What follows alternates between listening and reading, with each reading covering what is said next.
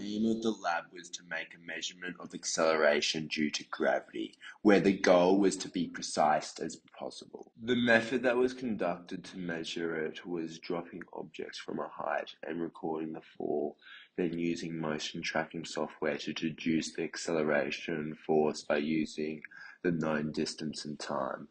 The materials used were a ruler to record the distance, phone to record the motion, computer for the program, a wallet, eraser, and marker to drop.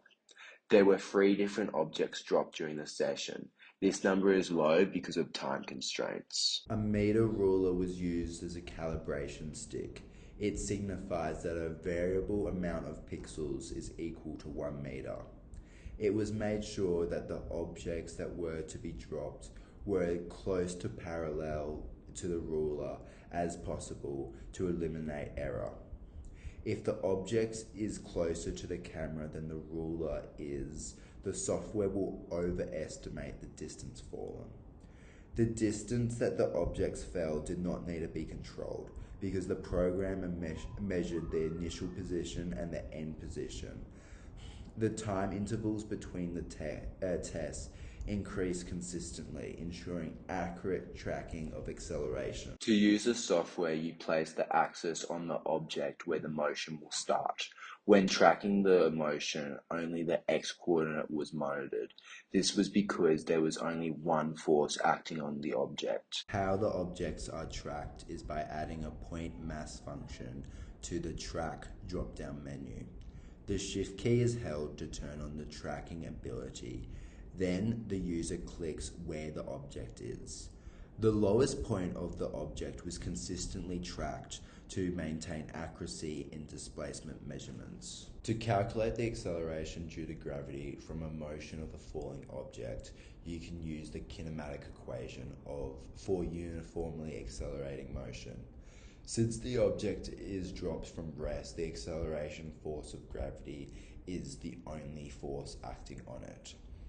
S stands for the vertical distance fallen in meters. U is the initial velocity in meters per second. T is the time fallen in seconds. G is the acceleration due to gravity in meters per second per second. The graph looks like an exponential because it represents the velocity over time. Acceleration is increasing the velocity each instance observed. The measurement was taken from 2.35, not 2.3, because the object was still stationary then, and its motion only started at the second measured frame. Gravity was measured at 11.93 meters per second. This is above the accepted value of 9.8. This is significantly inaccurate. The other measurements that were taken with a pen was 10.2 and a eraser, which was 11.8.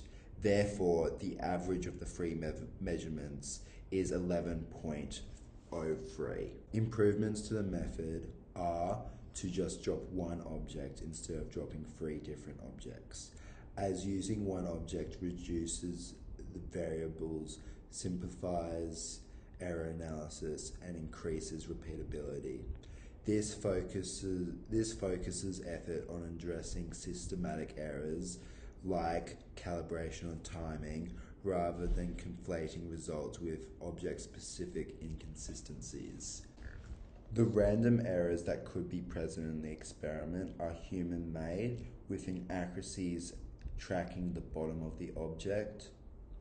The frame rate of the camera was not an obstacle in this experiment because the velocity was so low, but in another experiment, 24 frames a second could cause inaccuracies by missing important data.